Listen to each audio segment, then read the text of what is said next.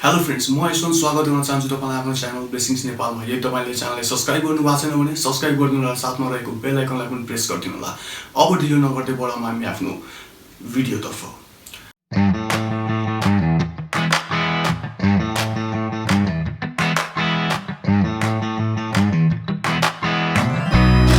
आजको हामीहरूको टपिक हो फेस भ्यालु, बुक भ्यालु र मार्केट भ्यालु। फेस भ्यालु भनेको के हो? शेयरको वास्तविक भ्यालु जुन शेयर प्रमाणपत्रमा अंकित गरेको हुन्छ, शेयरको त्यही भ्यालुलाई नै फेस भ्यालु भनिन्छ।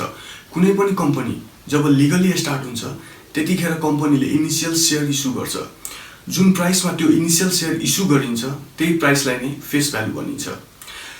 कम्पनीको इनिशियल शेयर कम्पनीको फाउन्डर र प्रोमोटरहरुसँग हुन्छ।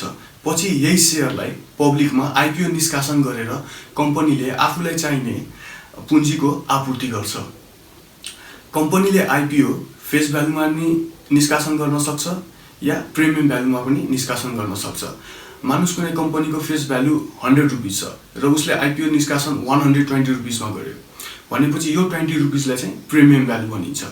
कम्पनीको फेस भ्यालु जहिले पनि कन्स्ट्यान्ट हुन्छ, यानी यसमा कुनै पनि चेन्ज आउँदैन until and unless stuck split हुँदैन।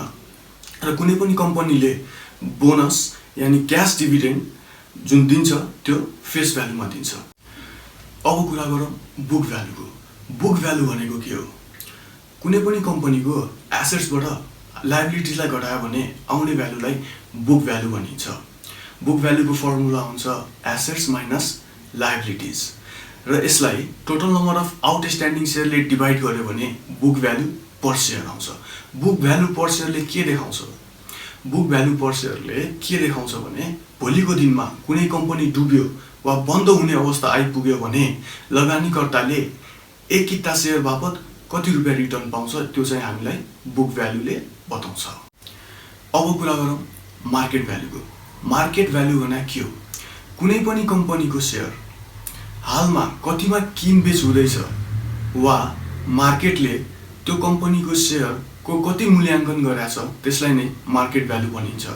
मानुस कुनै कम्पनीको एक किता शेयर 1000 रुपैयाँमा किनबेच हुँदैछ भने त्यो कम्पनीको मार्केट भ्यालु पर शेयर 1000 रुपैयाँ हुन्छ र यसलाई हामीले टोटल नम्बर अफ शेयरले मल्टिप्लाई गर्यो भने त्यो कम्पनीको एक्चुअल मार्केट भ्यालु निस्किन्छ।